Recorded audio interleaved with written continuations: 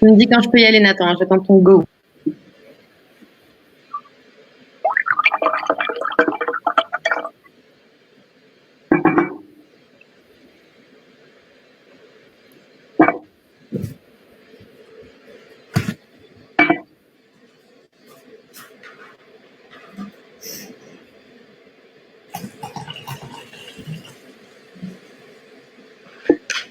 On voit mon badge.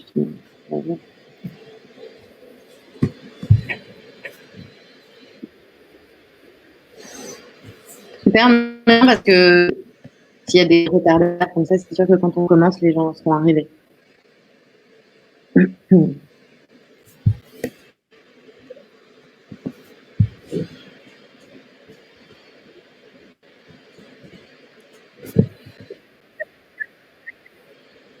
Donc, bonjour à tous. Merci de nous rejoindre sur le live du We2 Festival.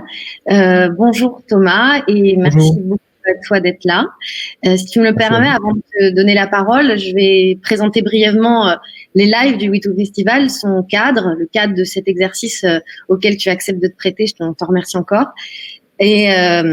Et donc, moi, je représente l'équipe du We2 Festival. C'est un festival festif, familial et féministe avant tout. Et l'objectif de ce festival, qui aurait dû avoir lieu là, du 4 au 9 mai 2020, était, et il est toujours, d'inviter à la réflexion autour des problématiques féministes tous les gens qui se sentent parfois exclus ou pas concernés par ces questions. Donc les hommes, les enfants, les personnes non cisgenres, les personnes plus âgées. Et l'objectif, c'est de créer une fête, mais aussi une réflexion exigeante autour de problématiques. Donc, on avait 4 journées pour quatre grands thèmes de réflexion. Mais ce festival, la bonne nouvelle, c'est qu'il aura quand même lieu en septembre, si tout va bien, du 11 au 13 septembre, dans une version un peu rétrécie, mais où on va donc quand même pouvoir aborder toutes ces questions un peu plus brièvement. Donc, entre-temps, on a décidé, dans les invités qu'on avait envie d'avoir ou ceux qui sont très proches de nos thématiques, de créer un lien avec le public pour patienter et puis pour vous intéresser à nos questionnements.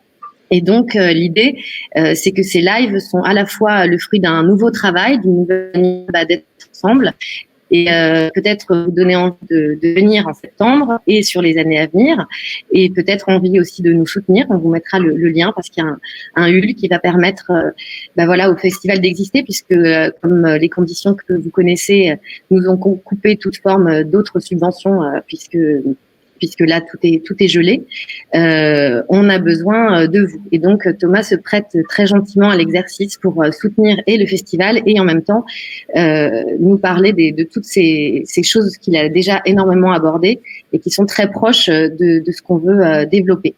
Donc Thomas, tu es journaliste. Tu es le créateur du Mansplaining. Si certains n'ont pas encore écouté le podcast du Mansplaining, je vous encourage vivement à dévorer tous les épisodes. Et donc, tu es également prof de maths. Est-ce que j'ai lu aussi que tu étais cinéphile et que tu avais écrit un livre sur le cinéma argentin, notamment? Oui, et j'ai écrit un petit essai sur Valérie Donzelli aussi, qui est sorti il y a quelques mois. D'accord. Et bien, il y a plein de questions qu'on a envie de te poser, mais peut-être pour commencer, comment vas-tu? Comment vis-tu ce confinement? Je vais bien, et moi le confinement se passe relativement bien parce que j'ai quand même pas mal de chance. J'ai une maison qui est pas trop petite, il manque juste un petit jardin, mais on va pas trop se plaindre. J'ai des enfants qui sont assez conciliants, ça dépend des moments, mais c'est comme tous les enfants, quoi. Et donc on a de l'espace pour pas forcément se marcher dessus, on a aussi du temps à passer ensemble. J'ai la chance de pas être obligé de reprendre le travail, donc je peux m'occuper de mes enfants en toute sérénité. Donc ça va plutôt bien, j'ai conscience de mes nombreux privilèges là encore dans cette période de confinement. Et donc pour rentrer au cœur de notre sujet, la première question qui nous est venue, c'est est-ce que tu as déjà eu le temps, pas forcément assez de recul, mais pour avoir une réflexion féministe par rapport à ce confinement? Est-ce que pour toi, ça a changé des choses, fait évoluer des choses? Est-ce que tu penses que de manière plus globale, le confinement aura été ou pas profitable à ta réflexion personnelle et sinon à la réflexion mondiale autour de cet avancement des équités? Moi, à titre personnel, j'ai juste ce qui m'intéresse particulièrement, c'est de voir effectivement si les notions de charge mentale et de charge domestique sont un peu redéfinies ou ont été un peu redéfinies pendant les semaines qui viennent de s'écouler. Moi, j'ai pas pu procéder à une observation personnelle, hormis dans mon propre foyer, mais des articles que j'ai pu lire ou des quelques témoignages que j'ai pu recueillir, on voit que la révolution attendue ou que certains et certaines espéraient n'a a priori pas lieu, c'est-à-dire que encore une fois, a priori, on a des femmes qui s'occupent de beaucoup de choses, qui ont la charge affective qui pèse sur les épaules, qui s'occupent beaucoup de la cuisine, la tenue de la maison, la scolarisation à domicile. Donc, en tout cas, là-dessus, on voit qu'a priori, malheureusement, il n'y a pas eu une sorte d'épiphanie incroyable pour la plupart des hommes. Voilà, moi, c'est tout. Et puis, bon, j'ai juste eu la chance de pouvoir continuer à lire, ce qui est quand même toujours ce qui, moi, c'est vraiment mon carburant. Donc, lire, j'avais plein d'essais féministes parce qu'en plus, je fais partie du prix je fais partie du jury du prix de l'essai Cosette qui aurait dû être remis courant mai. Donc, on avait pas mal de lectures à faire, et ce qui n'était pas du tout une contrainte parce que c'était que des livres que j'avais soit pour certains déjà commencé, soit envie de lire. Donc, j'ai continué à enrichir, on va dire, mon bagage, pas forcément lié au confinement, mais grâce à ce confinement, j'ai pu trouver peut-être un peu plus de temps que d'habitude pour lire quotidiennement, quoi. Et il y a une lecture en particulier qui peut-être féministe que tu aurais eu envie de partager, qui a changé quelque chose? Alors malheureusement, en fait, à cause de ce prix entre guillemets, j'ai un petit pas devoir de réserve, mais voilà, si j'en cite un parmi les 8 que j'ai lus, je vais j'ai pas envie de m'attirer les foudres de qui que ce soit, mais non. Par contre, effectivement, là, je suis en train de finir du coup le 8e puisque j'ai pris un peu plus de temps que prévu. Et en revanche, ce que je sais, c'est que le prochain livre que je vais lire, c'est le nouveau livre de Valérie Rey-Robert qui est sorti peu avant le confinement, que j'ai enfin pu me procurer. Et du coup, c'est le suivant, si je ne me trompe pas, c'est ça, que je l'ai pas sous la main, mais et qui du coup lui n'est pas sujet au devoir de réserve et que je vais commencer avec appétit dans quelques jours.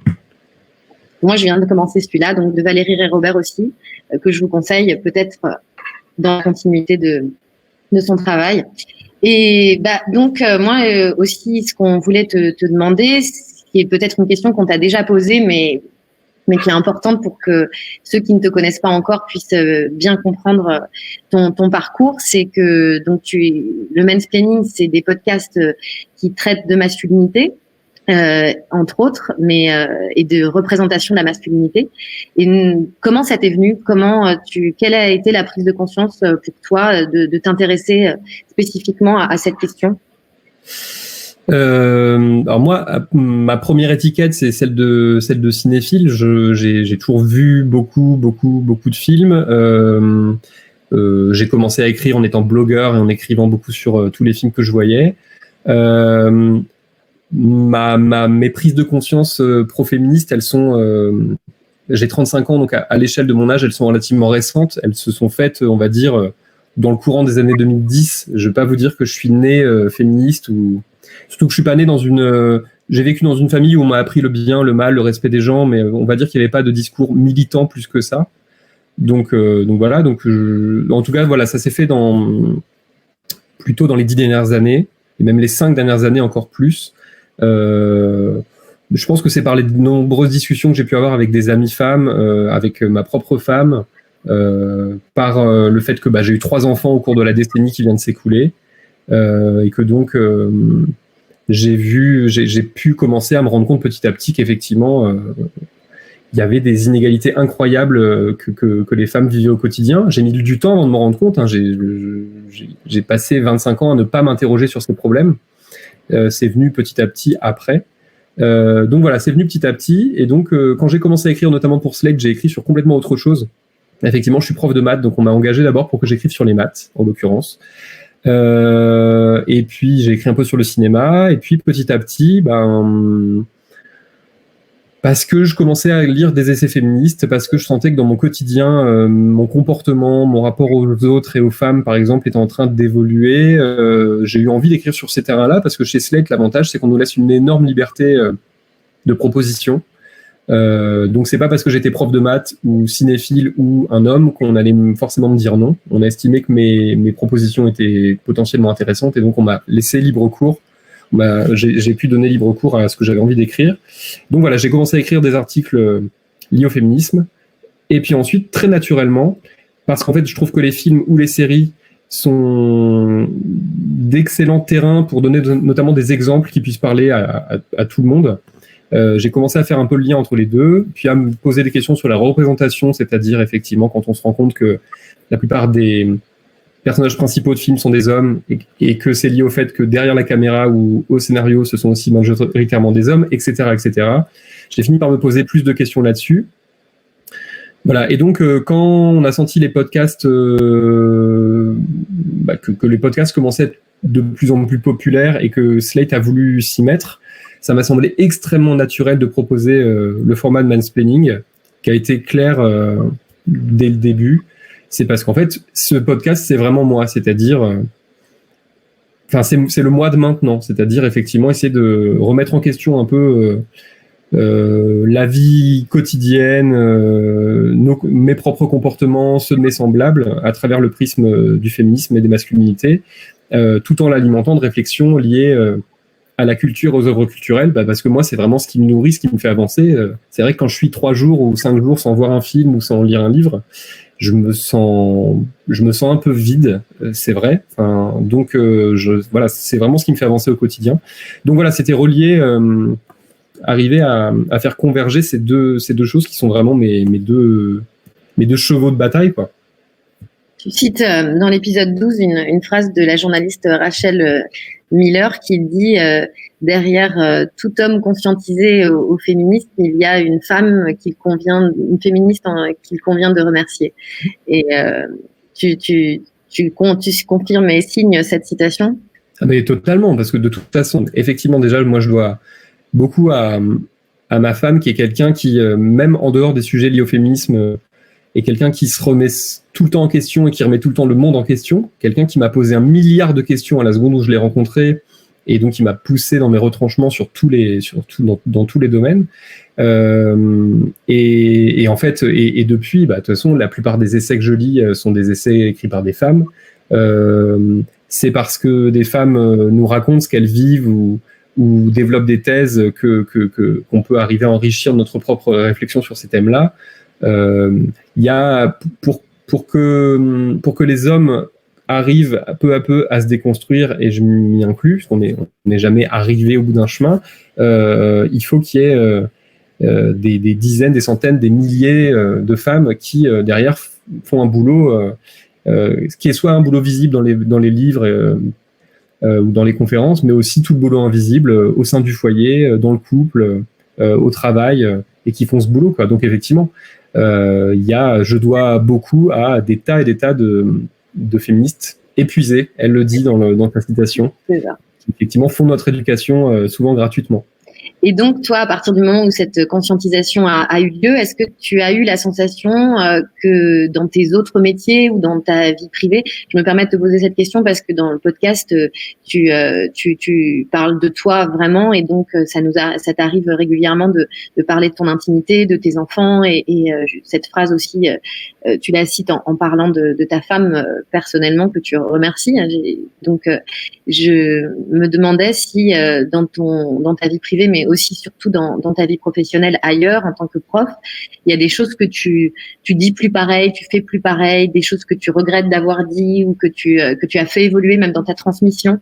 Ça nous intéresse aussi beaucoup d'avoir ton avis sur la manière dont on doit parler à des adolescents aujourd'hui de l'islam. Je pense que j'ai toujours fait un petit peu attention. C'est-à-dire que je pense que j'ai jamais été un prof qui déballait des propos misogynes devant ses classes ou autres, mais il n'empêche qu'effectivement, dans des choses qui ont l'air anodines et qu'on dit au quotidien, ou des comportements qu'on a, on peut en fait avoir des comportements dans lesquels il y a de la misogynie intériorisée, par exemple. Moi, j'ai fait par exemple très attention, parce que j'ai lu des études là-dessus, à la prise de parole des uns et des autres, des unes et des autres, parce que on se rend compte qu'effectivement, les garçons, il y a des études qui prouvent, ont tendance à beaucoup plus prendre la parole en classe, en levant la main ou pas d'ailleurs, ce qui est toujours le truc des profs qui veulent que les élèves lèvent la main et ça marche pas toujours bien. Mais les garçons en tout cas demandent beaucoup la parole, même quand ils n'ont pas forcément la bonne réponse ou quelque chose de très intéressant à dire, parce qu'on leur a dit que depuis toujours que c'était comme ça et qu'ils pouvaient prendre la parole et qu'ils y avaient droit, que c'était naturel. Et en revanche, les filles ont au contraire tendance à se censurer, à ne pas demander la parole, alors qu'elles ont des choses intéressantes à dire. En maths, en l'occurrence, c'est un peu plus... on est sur avoir la bonne réponse ou pas, quasiment, ou en tout cas avoir une piste qui mène vers la réponse. Surtout que c'est pardon, excuse-moi, qui est souvent implicitement plus masculine. On ne sait pas pourquoi d'ailleurs, mais peut-être pour cette raison, dans les compléments de réponse, ça m'intéresserait de savoir pourquoi il y a plus de mecs qui font des maths, par exemple. Ouais, mais en fait, il y a aussi des études, c'est-à-dire que à partir d'un âge même de 8-9 ans, les filles commencent à être persuadées qu'elles sont moins bonnes que les garçons en classe, et notamment moins bonnes en sciences, parce que c'est lié au discours des parents, c'est lié au discours de certains profs, c'est lié au discours de la société, c'est lié aussi à l'absence de représentation quand on se rend compte dans les films et dans la vie réelle que les ingénieurs qu'on voit à la télé et ailleurs sont pour la plupart des hommes. Tout ça fait que les filles se détournent en partie des sciences et des maths, alors qu'à l'inverse, les garçons, eux, vont se détourner des matières littéraires parce qu'ils vont avoir l'impression que la poésie, c'est pour les filles, quoi, pour schématiser. Et donc, oui, donc moi, je fais vraiment beaucoup plus attention qu'avant à la façon dont je donne la parole aux élèves. J'essaie de la donner de façon équitable, voire même de la donner plus aux filles.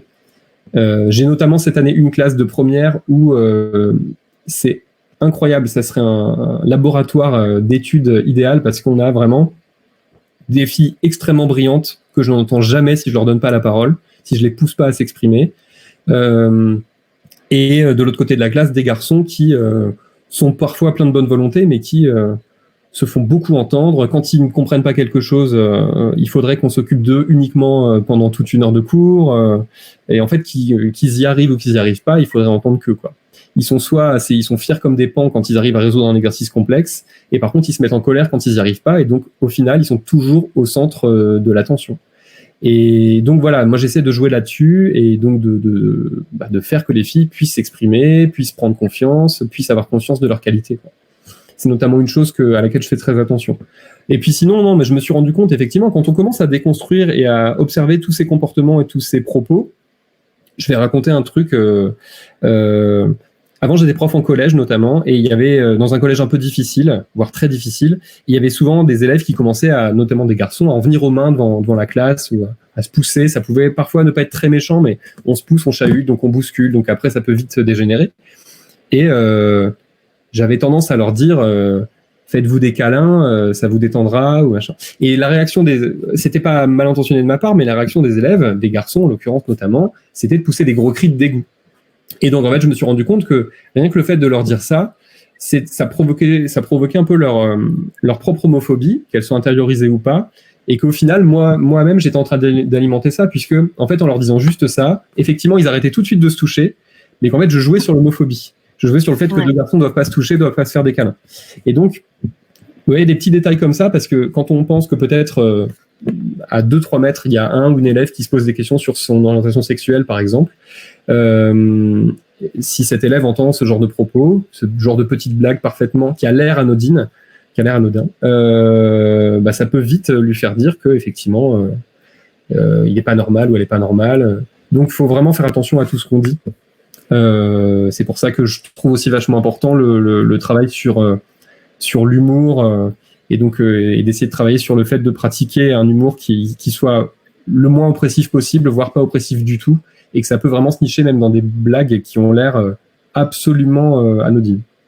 Mais le féminisme, on apprend en faisant aussi, je trouve, et à plein de moments, on est face à des contradictions, quand bien même on a une conviction très intime, très profonde et qui mène nos actions. Dans notre vie privée, on peut se rendre compte que quand nos garçons ont envie de mettre une robe à l'école, par exemple, tu parlais de ça notamment, on n'a pas forcément la réaction qu'on attendait. Et toi, tu peux nous raconter comment tu l'as vécu, ça, par exemple? Ouais, j'ai un fils qui maintenant a 7 ans, donc là il est en CP, je jusqu'à l'année dernière, en tout cas, cette année, il n'a pas redemandé. D'ailleurs, il faudrait se demander peut-être pourquoi. Est-ce que c'est l'effet primaire ou bon, bah ça, je peux pas vraiment me prononcer. Mais en tout cas, jusqu'à l'année dernière, il aimait beaucoup mettre des robes. Il empruntait les robes de sa sœur aînée qui a 2 ans de plus, donc ça lui allait très bien au niveau de taille. Il les mettait souvent pendant les vacances ou le mercredi. Voilà, il demandait. Évidemment, enfin, je dis évidemment. Nous, en tout cas, on disait oui à la maison, il n'y avait pas de problème. Sa sœur était d'accord. Et puis un jour, un mercredi soir, je me souviens, il avait mis une robe toute la journée. Il a demandé s'il pouvait la mettre le lendemain à l'école, puisque du coup le lendemain c'était le jeudi. Et c'est là qu'on se rend compte qu'effectivement nos convictions et la réalité se télescopent. C'est qu'en fait, il a fallu. Je me suis rendu compte que j'ai eu une sorte de petit recul et que très vite je me suis dit mon fils va mettre une robe pour aller à l'école, qu'est-ce qui va se passer? Et donc on a eu une discussion. Donc il avait 5 ans, mais on a eu cette discussion. Il a compris ce que je lui ai raconté. Je lui ai dit, écoute, je m'opposerai pas à ce que tu mettes cette robe pour aller à l'école, parce qu'elle te va bien, parce que t'es très bien dedans, parce que tu te sens bien. Par contre, il faut que tu saches que les copains, les copines, voire même la maîtresse, parce qu'on a entendu parler d'histoires d'instituteurs, institutrices qui n'étaient pas non plus très conciliants là-dessus, risquent de te pointer du doigt, de se moquer. Et donc, il faut juste que tu te poses la question. Et c'est incroyablement difficile de dire ça à un enfant de 5 ans. Mais pose-toi la question, demande-toi si tu as vraiment envie de mettre cette robe, si tu es prêt à ce qu'il y ait des gens qui se moquent de toi, parce que malheureusement, ce sera le cas. Et on te soutiendra, mais on ne sera pas là pendant les heures d'école. Donc, pose-toi la question. Qu'est-ce que tu as vraiment envie de faire? Est-ce que tu es prêt à ça? Je pense qu'en disant ça, c'était quand même un peu déjà une manière de le dissuader, malheureusement. C'est-à-dire que j'ai eu l'impression que même si j'essayais d'être neutre, j'étais quand même en train de lui dire « ne le fais pas parce qu'on va se moquer de toi ». Mais j'ai essayé de rester le plus neutre possible quand même pour lui laisser le choix. Et en fait, il m'a répondu « écoute, je vais réfléchir, puis je te dirai demain ». Donc déjà, je me suis dit « bon, déjà, je ne l'ai pas braqué ». Il s'avère que le lendemain, il a décidé de ne pas mettre cette robe. Qu'il a plus jamais redemandé, même si c'est un sujet qu'on aborde de temps en temps, mais en tout cas, il a plus jamais redemandé à mettre une robe à l'école. Donc, en fait, le problème aussi, c'est que s'il avait décidé de la mettre, j'aurais culpabilisé et j'aurais eu super peur ce jour-là et sans doute tous les autres jours. Et comme il l'a pas mise, j'ai quand même culpabilisé en me disant, j'ai peut-être bridé l'envie de mon fils de juste mettre cette robe qui est un vêtement comme un autre. Et donc peut-être que, et très probablement à mon tour, j'ai alimenté cette éducation très genrée qui fait que les garçons doivent mettre des pantalons et que les filles peuvent mettre des robes. Mais l'éducation non genrée, c'est un défi immense en tant que parent. C'est politique, bien sûr, mais toute la question de l'intime qui se confronte à la réalité d'une société qui, elle, n'est pas du tout prête ou très, très rarement prête à accueillir une éducation non genrée. Notre mission de parents, elle est double. C'est à la fois d'en faire des êtres conscientisés, mais en même temps de les protéger de la moquerie, de la réalité de ce qu'ils vont rencontrer. Et je partage entièrement cette difficulté au quotidien. Ma fille, à moi, elle me dit souvent qu'elle voudrait être un garçon et je me demande s'il faut que je l'encourage à accepter que de temps en temps, je lui dis de temps en temps, t'es un garçon, de temps en temps, t'es une fille, t'es avant tout un enfant. Mais en même temps, j'ai aussi envie qu'elle sache que c'est bien d'être une femme, que c'est pas forcément mieux d'être un garçon, que c'est pas forcément plus libre, on n'est pas forcément mieux. Donc, les protéger nos enfants. Et est-ce que tu as d'autres exemples d'éducation non genrée, de choses que tu arrives à faire malgré la difficulté que la société parfois ne nous aide pas à réaliser? Je dirais qu'en termes de loisirs, on a des enfants qui pratiquent les loisirs à la maison, les activités. Tout le monde, en fait, les jouets sont quasiment mis en commun pour tout le monde ou presque. Donc on a j'ai des enfants qui jouent aux cartes Pokémon ensemble. Ma fille aînée lit énormément de mangas, dont des mangas dits de garçons. C'est elle qui fait un sport de combat. Quand mon fils, lui, qui est quelqu'un de potentiellement un peu colérique, mais à la base assez doux, est plutôt branché par la cuisine et les disciplines artistiques. Donc ça pose pas de problème. Une fille qui fait du judo, c'est pas non plus pointé du doigt. Mais en tout cas, je me dis que, en tout cas, c'est parce qu'on les a pas bridés on les a pas empêchés de faire ça. C'est-à-dire qu'on n'a pas dit à notre fils, non, tu peux pas faire de musique, faut que tu fasses du foot. Et on n'a pas dit à notre fille, le judo, c'est quand même pas très féminin, fais plutôt de la natation synchronisée, quoi. C'est tout petit, c'est rien, et il y a des millions de parents qui font comme nous. Heureusement, tous les parents sont pas d'horribles oppresseurs là-dessus, mais c'est un début. Et mais puis, ouais. Oppresseur, et puis juste parfois ne pas réussir à se confronter à cette réalité, surtout qu'il est plus facile d'habiller une fille en garçon qu'un garçon en fille. C'est-à-dire que c'est toute la problématique. Une fille a tout un territoire très enviable à conquérir si on a envie d'éduquer nos filles comme des garçons, mais éduquer nos garçons comme nos filles, c'est plus là la grosse difficulté que les parents rencontrent. Ouais, totalement. Mais d'ailleurs, moi, j'ai parfois l'impression d'être plus dur avec mon fils. Donc, en fait, j'ai une fille aînée, j'ai un fils, et la dernière, j'ai 3 enfants, est une fille. Et j'ai parfois l'impression d'être plus dur avec mon fils parce qu'effectivement, ses colères, ses gestes un peu impulsifs, c'est des choses qui me font peur parce que j'ai tout de suite l'impression que ça y est, c'est ce besoin, ce désir de virilité qui prend le devant, et que du coup, il faut que tout de suite que je coupe court à ça et que je l'empêche de devenir une sorte de le monstre que je veux pas qu'il devienne. Donc évidemment, des fois, je pense que je vais trop loin là-dedans. Il va bien, hein, mais je veux dire, voilà. En tout cas, je laisse. Comme on a tendance à lire, notamment on laisse plus facilement les garçons faire des colères que les filles, moi je vais presque à l'extrême inverse. Et en fait, en vrai, l'idée c'est de laisser les enfants et les adultes d'ailleurs aussi avoir leurs émotions quelles qu'elles soient. Si je commence à interdire aux garçons de faire des colères et aux filles d'être douces, on va juste inverser les valeurs et ça n'a pas de sens. Donc ça aussi, c'est d'arriver à équilibrer les choses, et c'est pas toujours simple.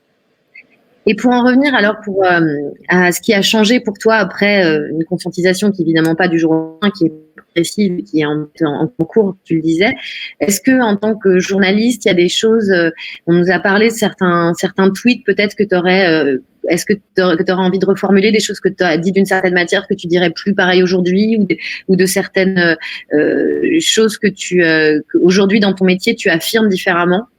Ah non, mais moi je pense qu'on peut même aller plus loin que ça. J'ai écrit des tweets dans 2012, 2013, enfin cette époque-là de Twitter. J'ai écrit des choses effroyables, effroyablement sexistes, effroyablement vulgaires.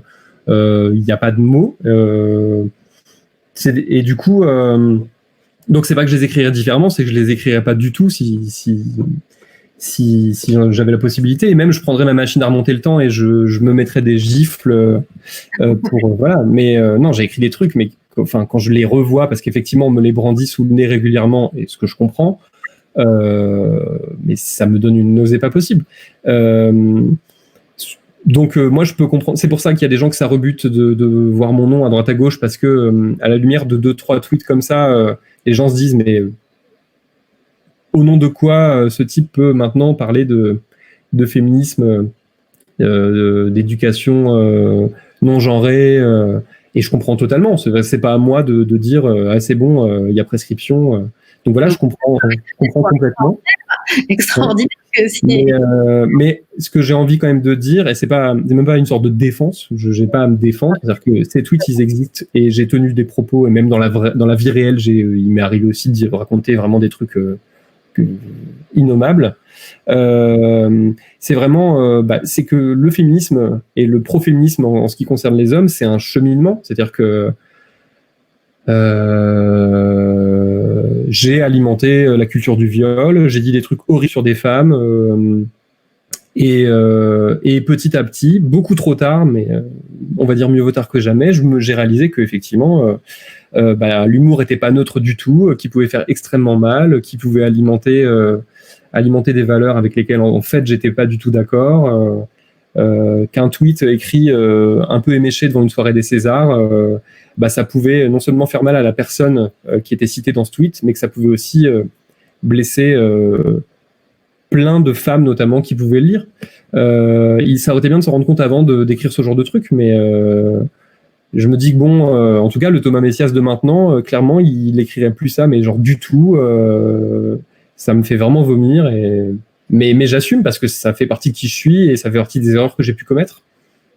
Je réaffirme que c'est un vrai message d'espoir, sans rire, mais parce que ça prouve que plein d'hommes qui n'ont pas encore fait le chemin et qui encore aujourd'hui, et dans nos amis proches encore, on est tout à fait susceptible de rencontrer des gens qu'on affectionne beaucoup, mais qui peuvent complètement vriller ou avoir une parole qui n'est plus du tout de l'ordre de l'humour, mais qui effectivement peut blesser. On peut se rendre compte que le dialogue, la rencontre avec certaines femmes, certaines personnes peut profondément faire évoluer l'être humain et en particulier les hommes là qui ont besoin de prendre conscience de certaines vérités, quoi.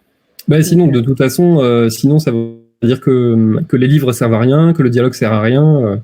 Effectivement, il est possible de faire.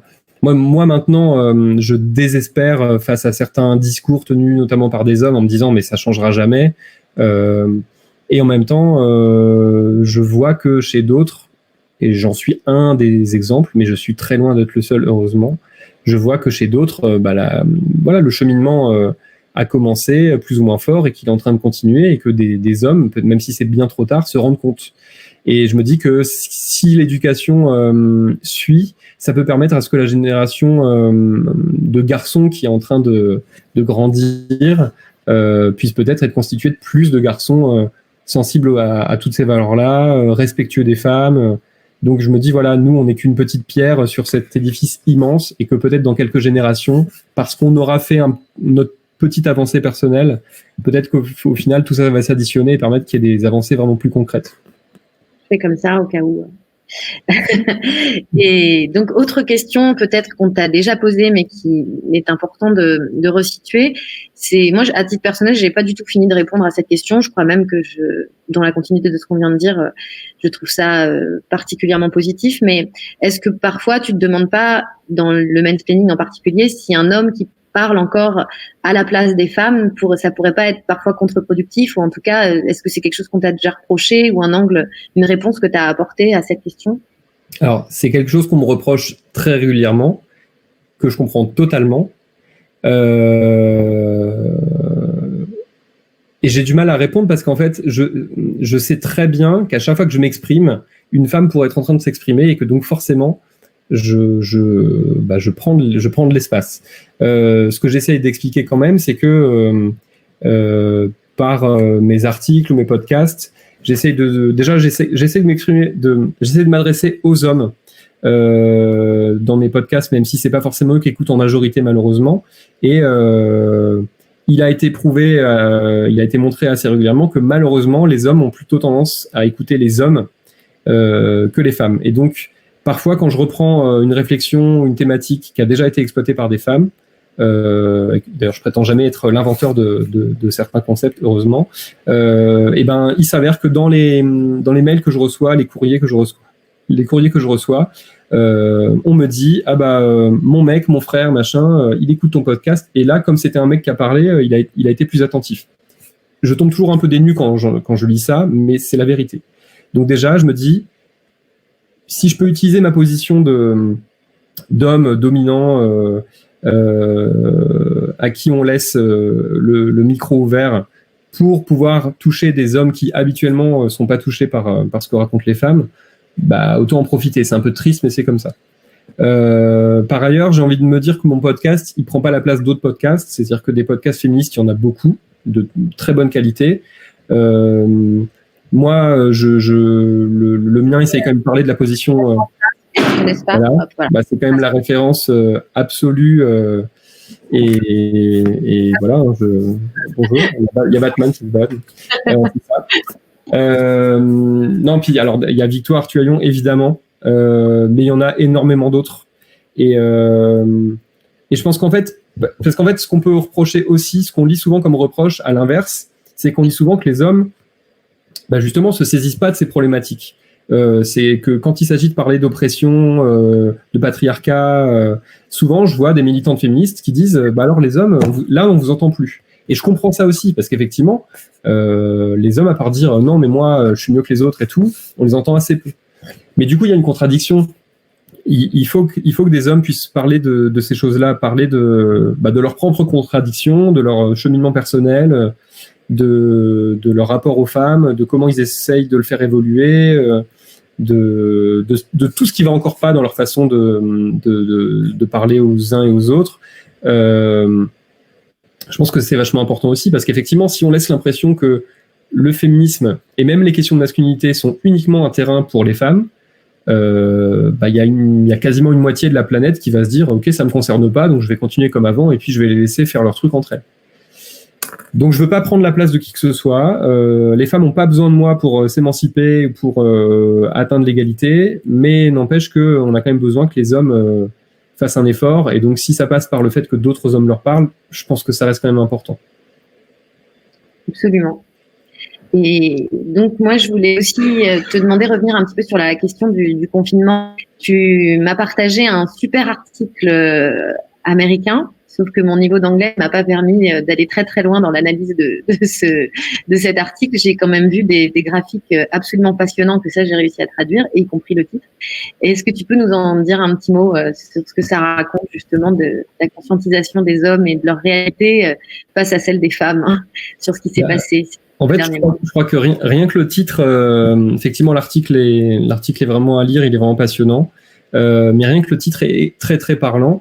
L'article dit que plus de la moitié des hommes pendant le confinement affirment qu'ils ils se sont occupés de la majorité de la scolarisation à domicile de leurs enfants. Donc eux disent qu'ils en ont fait la plus grande partie. Donc il y a plus de 50% des hommes qui affirment ça. Et le titre de l'article continue en disant mais seuls 3% des femmes sont d'accord. Donc en fait, on a plus de la moitié des hommes qui disent, au niveau de la scolarisation des enfants, j'ai vraiment fait le maximum, c'est vraiment moi qui ai assuré comme un boss. Et on a 3%, mais 3%, c'est rien du tout, des femmes qui disent qu'elles sont d'accord. On a donc quasiment 50% des femmes qui disent, mais en fait non, enfin t'as pas du tout fait ta part. Et donc il y a vraiment à nouveau ce truc qui est le même truc que pour la charge mentale, donc c'est-à-dire que pour le fait de s'occuper des enfants, de gérer la maison, tout ça. On a des hommes qui, il faut se poser la question, soit ont conscience qu'ils racontent vraiment des cracks et que ils font pas du tout leur part, mais ils racontent que si, parce que comme ça ils espèrent qu'on va les laisser tranquilles. Mais soit on a aussi, et je pense que c'est beaucoup d'hommes, on a des hommes qui ont l'impression qu'ils font leur part. C'est vrai que si vous écoutez, même si de toute façon, si vous parlez de la vaisselle ou de l'aspirateur ou de quoi que ce soit d'autre, ou de la cuisine, vous avez toujours énormément d'hommes qui disent moi à la maison, alors là je fais ma part vraiment, je fais au moins la moitié. Et on a des femmes souvent qui sont consternées d'entendre ça, quoi. Qui disent mais attends, mais rends-toi compte, pas du tout. Tu fais 2 repas par semaine, est-ce que c'est la moitié? Voilà, on a vraiment un problème de perception que moi je continue à essayer d'analyser, mais comme je trouve ça vraiment aberrant, des fois j'ai du mal à aller dans l'analyse détaillée, mais je pense que c'est parce que les hommes, depuis petits, en fait, on les a valorisés dès qu'ils avaient vidé une fois un lave-vaisselle quand ils étaient ados, dès qu'ils avaient mis la table une fois ou fait une fois des pâtes, on leur dit bravo, c'est très bien, alors que les femmes, elles, dès l'enfance, dès l'adolescence, pour beaucoup, c'est considéré comme étant quelque chose de normal, qu'elles aident aux tâches domestiques. Voilà. Et du coup, les hommes, dès qu'ils font quelque chose, ont l'impression effectivement, c'est les fameux cookies qu'on veut décerner aux hommes dès qu'ils font quelque chose, et en plus ils s'en vantent, et on les entend beaucoup. Mais voilà, en tout cas, on voit que c'est pour ça que le confinement n'a a priori pas changé les choses, c'est que les hommes en font toujours aussi peu ou presque. Par contre, ils continuent à en parler beaucoup. Et ils ont ce besoin de reconnaissance de chaque chose qui a été faite. D'ailleurs, ils le revendiquent. J'ai fait la moitié des tâches en permanence, et ce qui est en plus en général une histoire de perception, et ce serait facile de prouver que c'est faux, que c'est pas la moitié. Ouais. Mais surtout que quand c'est fait, il y a enfant besoin de valoriser. Et je pense que un des trucs que les mecs pourraient apprendre, ou en tout cas nous aider à faire, c'est autant évidemment l'idée de la charge mentale à partager, mais aussi de faire les choses discrètement et dans la bonne temporalité. C'est pas le faire quand on nous demande de le faire, mais le faire parce qu'il faut le faire et parce qu'on a compris qu'il fallait le faire au moment où il fallait le faire, quelle que soit la charge en question. Eh bien, je pense que ça serait le moment de voir si on a quelques questions. Je pense que, si tu es d'accord, est-ce que j'ai ma super amie collaboratrice Sephora qui va peut-être me trouver une ou deux questions si vous nous écoutez, vous nous entendez, si vous avez envie de poser une question spécifique à Thomas, n'hésitez pas dans les commentaires, on va y répondre. Alors quoi ? Tu peux me la dire, c'est laquelle ? Des remarques, en fait. Des remarques de plusieurs personnes. Bonjour à tous. Il y a des personnes qui réagissent en parlant justement de l'importance du masculin dans le féminisme et de la transmission notamment d'homme à homme sur la question du féminisme, que peut-être le fait qu'un homme parle à un homme, ça lui permet d'entendre les choses différemment et de les entendre mieux et peut-être d'avancer dans la réflexion. Voilà. Et donc, il y a une jeune fille qui dit « J'ai pas l'impression que les alliés féministes hommes le sont devenus que parce qu'ils ont été en couple avec une féministe et qu'ils seraient un peu obligés de s'adapter et qu'ils ont été obligés de s'adapter et de s'éduquer. » Et une autre personne qui dit que le cheminement personnel du masculin dans le féminisme pourrait être l'objet d'un nouveau podcast pour toi, peut-être. Je note. Est-ce que tu peux nous dire aussi comment tu choisis tes sujets de podcast ? Est-ce que tu réagis à l'actualité ? Est-ce qu'il y a des choses que tu as envie de faire avant de répondre à la question qui arrive ? C'est très variable. C'est-à-dire que parfois, c'est juste la vision d'un film ou le fait de revoir un film où je me dis, mais attends, il y a eu beaucoup ça dans la première saison. Là, je suis en fin de deuxième saison. En première saison, il y a eu plusieurs fois où, en fait, j'avais revu des films que j'avais adorés étant adolescent ou jeune adulte. Et où en fait je me suis dit mais attends, là il y a un problème, là aussi il y a un problème, attends, ce personnage masculin là c'est pas possible, comment il se comporte. Du coup il y avait vraiment tout comme on se remet en question de nous-mêmes et nos actes passés et nos paroles passées, il y avait l'idée de remettre en question des films plus anciens par exemple que j'avais pu encenser avant. Parfois c'est lié à l'actualité parce que surtout maintenant que le podcast marche plutôt bien, on me contacte parfois parce qu'un livre est sorti ou un film est sorti et du coup si ça me semble pertinent, c'est le moment d'en parler. Et puis parfois, effectivement, j'ai envie de parler d'un thème et là je me dis quels sont les films que j'ai vus ou les livres que j'ai lus qui peuvent me permettre d'alimenter mon propos. Donc en fait, ça va un peu dans tous les sens. J'avoue, j'ai un carnet de notes un peu foisonnant et je pioche en fonction des envies, en fonction de l'humeur du moment. Super. Alors on avait une question précise. Thomas, quel est ton principal défi en tant qu'homme dans le milieu scolaire, souvent considéré comme féminin ? Mon défi, c'est vraiment que les filles aient la parole et qu'elles aient confiance en elles. Et donc, et puis vraiment, mon but aussi, c'est d'être un allié féministe, y compris au lycée. Et cette année, par exemple, alors évidemment, je peux pas rentrer dans les détails, mais j'ai des élèves filles qui sont venues me voir après les cours ou entre deux cours pour me signaler un problème lié à, on va dire, pour être vague, d'autres individus masculins de l'établissement. Ou pour me parler d'un problème personnel qu'elles avaient, et je me suis dit que c'est parce qu'elles m'avaient identifié en tant que personne de confiance, et elles se sont dit qu'elles pouvaient me parler de problèmes qui étaient liés au fait qu'elles étaient des jeunes femmes et pas des jeunes hommes, et que elles m'avaient identifié comme étant quelqu'un qui pouvait les écouter déjà et potentiellement les aider. Donc moi c'est une fierté que j'ai et je continue du coup à travailler là-dessus parce que je trouve ça extrêmement important, parce que parfois les élèves vont au lycée et en fait ils n'ont personne à qui parler ou savent pas à qui s'adresser, et donc le fait que les gens sachent que ma porte est ouverte, et elle est aussi pour les garçons d'ailleurs évidemment, je trouve ça vraiment important. Est-ce qu'on a une autre question ? Moi j'en ai une. Parce que ce qui m'a beaucoup intéressé dans tes podcasts, c'est aussi l'axe, en tout cas un des axes que tu choisis, qui est de déconstruire une œuvre artistique pour montrer, pour mettre au jour le modèle antiféministe, masculiniste, patriarcal par lequel on est. Et en fait, du coup, ce faisant, tu revendiques aussi l'importance de l'art et des modèles. Et est-ce que tu penses que cette déconstruction par l'art, c'est un des piliers pour changer la société ? Je pense que oui.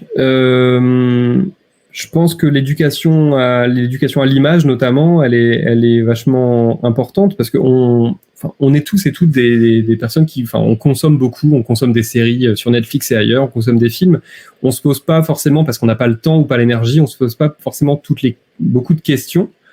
Et du coup, là, je pense notamment à mes élèves qui regardent plein de séries, qui viennent des fois m'en parler,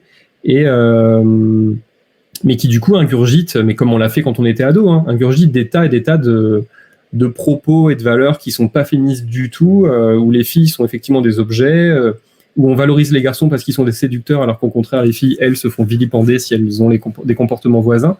Et donc, je pense que c'est vachement important de permettre aux gens d'exercer un regard critique sur ce qu'on leur montre. Et puis vraiment, encore une fois, ça alimente plein de discussions sur ce qui se passe après dans la vie réelle. Donc, ouais, je pense que c'est important. Et je pense que dans ce qui manque pour moi dans le système scolaire actuel, parce que c'est un peu fait dans les matières littéraires sur des textes, mais ce serait plus d'éducation, notamment à l'image, parce que on étudie des livres, notamment en français, on peut étudier un peu des choses en art plastique au collège, mais finalement, l'image animée, le cinéma, par exemple, c'est quelque chose qui est quasiment pas traité du tout dans la scolarité, en fait. Et c'est quelque chose qui existe aussi dans les livres, une déconstruction qu'on peut faire aussi dans les livres. Oui. Il y a beaucoup de héros masculins. Tout le parcours initiatique, c'est souvent des parcours d'hommes, à part quand ce sont des livres de femmes la plupart du temps. Et que du coup, c'est vrai qu'en tout cas, en faisant, ce qui est aussi intéressant, je trouve, au travers et dans un second podcast, c'est aussi du coup revendiquer la force de l'art comme construction de l'identité. Tout à fait.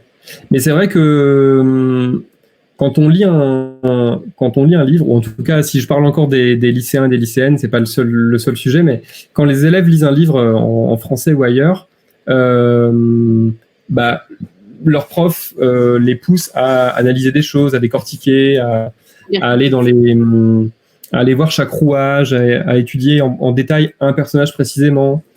S'ils ont la chance d'avoir une prof qui est féministe ou un prof qui est pro-féministe, on peut aller vraiment dans l'étude assez approfondie des rapports hommes-femmes et pourquoi pas d'un système patriarcal.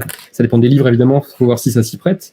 Par contre, quand effectivement on met quelqu'un, et les adultes sont inclus là-dedans aussi, quand on met quelqu'un devant sa série du samedi soir, mais non, mais de tous les soirs, souvent on a tendance à dire, moi je regarde des séries pour mettre mon cerveau au vestiaire. Je me repose et du coup je déconnecte mon cerveau et c'est mon moment de détente. Et du coup, moi je trouverais ça extrêmement important qu'on accompagne les jeunes gens notamment en leur disant qu'effectivement dans leurs séries, dans leurs films, là aussi il y a des comportements qui peuvent être problématiques. Il y a aussi des gens qui en revanche, des personnages qui peuvent être des vrais modèles, des vraies inspirations. Je pense que c'est ce qui me gêne, c'est vraiment cette dichotomie entre les bouquins sérieux qu'on lit et du coup on analyse et on se pose des questions et les choses qui sont censées être plus de l'ordre du divertissement et où du coup des fois on oublie ou on prend pas le temps de réfléchir. C'est pour ça que par exemple je m'intéresse vachement aux comédies françaises. Déjà parce que j'ai un vrai penchant, un vrai plaisir coupable à les regarder même quand elles sont très mauvaises, il faut quand même le reconnaître. Mais c'est aussi parce que je trouve que les films avec Franck Dubosc ou avec Christian Clavier sont extrêmement parlants de la façon dont les gens rient actuellement en France, de la façon dont ils évoluent, de la façon dont ils vivent, de comment politiquement ils réfléchissent ou ils ne réfléchissent pas. Et donc je trouve ça hyper important de ne pas se couper de ça aussi. C'est là où c'est le plus insidieux, c'est que dans les moments où justement on est censé être avec un cerveau qui est au repos, c'est là où on ingurgite le plus de schémas de façon indirecte, comme si c'était la norme, et du coup, des comportements déviants, ou en tout cas pas forcément nécessaires, sont de plus en plus intégrés, et par les plus jeunes d'autant plus. C'est vrai qu'ils sont difficiles à gérer quand même. On va prendre une dernière question avant de conclure. Pardon, c'est juste que j'ai eu peur que la porte s'ouvre avec mon enfant qui débarque. C'est l'heure ça va sonner le glas de la fin bientôt. Mais donc deux questions qui sont complémentaires et ensuite on te remerciera grandement de ta participation. Donc comment faire pour que les hommes se sentent valorisés par ces tâches domestiques et qui ne les considèrent pas comme dégradantes. Et en complément, ne faudrait-il pas changer les lois maintenant pour amener les hommes à prendre leurs responsabilités paternelles au-delà du congé paternité? Est-ce qu'il faut légiférer pour que les hommes prennent leur part de charge mentale? Alors, comment valoriser les hommes sur les tâches ménagères, par exemple? En fait, la question me gêne presque, c'est-à-dire que normalement, les hommes n'ont pas à être valorisés. Les tâches ménagères, c'est quelque chose qu'on doit faire pour avoir une maison relativement bien tenue, pour que tout le monde vive dans des conditions d'hygiène acceptables. On se pose jamais la question de est-ce que les femmes sont valorisées quand elles font des tâches ménagères. Le problème, c'est que les hommes, effectivement, pour beaucoup, ont besoin d'être valorisés. Ils ont besoin qu'on les applaudisse parce qu'ils ont passé l'aspirateur ou fait la vaisselle. Donc, en fait, si ça en passe par là dans le cheminement du couple, s'il faut que l'homme soit un peu se sente valorisé parce qu'il en a fait plus, s'il faut que son conjoint ou sa conjointe l'encourage, passons-en par là. Mais c'est très gênant en fait. En fait, je pense que peut-être il faudrait déjà lui opposer l'argument suivant, c'est de lui dire dans le cas d'un couple hétérosexuel, du coup, que sa femme lui dise, mais attends, moi du coup, je fais ça. Est-ce que tu trouves que c'est dégradant? Est-ce que tu trouves que c'est normal que je fasse tout ça alors que toi tu as juste une liste extrêmement courte? La réponse est censée être non en fait. La réponse est que non, c'est pas dégradant et que oui, ça devrait être partagé. En fait, la discussion, elle peut être à la base très simple, mais les hommes n'ont pas à être valorisés parce qu'ils ont fait leur part. C'est juste censé être normal. C'est une des choses que disait Marie Collet la semaine dernière, dans le live de la semaine dernière, sur les nouveaux féminismes qui cherchent à mettre en avant la valorisation du travail invisible. Oui. Déjà, le valoriser chez les femmes, ce serait déjà une première étape avant de le valoriser chez les hommes. Exactement. C'est ça. Et c'est vrai que j'ai pas pointé du doigt parce que c'était des livres écrits par des femmes et je voulais pas critiquer leur travail dans des articles, mais il y a eu plusieurs livres qui sont sortis sur la charge mentale et c'était vraiment alors autant le livre qui s'appelle Ta pensée de Colline Charpentier est vraiment un livre que je conseille, un petit livre hyper futé, hyper malin, plein de pistes et très politique. Autant il y a eu et tout en plus. Ouais. Autant il y a eu des guides qui sont sortis adressés aux femmes, du coup, sur comment faire évoluer votre petit chéri pour qu'il fasse un peu plus la vaisselle. Et c'était vraiment... en fait, ça ne faisait qu'ajouter une liste d'injonctions hyper longue. Et une liste... En fait, ça faisait qu'accroître la charge mentale des femmes parce que c'était comment être suffisamment pédagogue pour que ton mari en fasse plus. Et il y a des vrais livres vraiment qui m'ont fait lever les yeux au ciel plus d'une fois parce qu'on était là-dedans. Mais je comprends la détresse des femmes dont les maris foutent rien, et il faut se demander comment je m'y prends. Et effectivement, la réponse de dire quitte-le parce que ton mari c'est un con, on sait bien que c'est pas c'est pas une réponse. Ça peut être une solution, mais ça peut pas être une réponse qu'on apporte à tout le monde. Donc c'est très difficile de savoir par quel bout prendre le problème. Pour la deuxième question sur le fait est-ce qu'il faut légiférer sur tout ça, j'avoue que moi je suis encore assez partagé. C'est aussi parce que le congé paternité c'est un sujet sur lequel j'ai pas forcément beaucoup lu et je me suis pas beaucoup j'ai pas beaucoup pris le temps d'essayer de me nourrir des expériences d'autres pays par exemple. Mais il y a notamment Ovidie qui avait fait il y a quelque temps une série de tweets extrêmement intéressants sur le fait que ça pouvait être presque contre-productif d'allonger le congé paternité ou en tout cas de le systématiser. Parce que, par exemple, dans le cadre de foyers où il y aurait des hommes violents, ça ne ferait qu'accroître la violence. Parce que des hommes qui, déjà, à la base, ne font rien et ont décidé que les histoires de bébés, c'était pour les gonzesses, il se passera rien de plus. Et que donc, ça peut être très productif chez des hommes qui ont un petit terreau de réflexion, mais que dans d'autres familles, ça peut être vraiment, vraiment, vraiment néfaste. Donc, honnêtement, je fais pas partie de ceux et de celles qui disent il faut allonger tout de suite le congé paternité, il faut l'agrandir de façon vraiment, vraiment allonger cette durée de façon très durable, parce que j'en sais rien en fait. Et est-ce que tu as donc un mot de conclusion avant que on dise au revoir à tout le monde?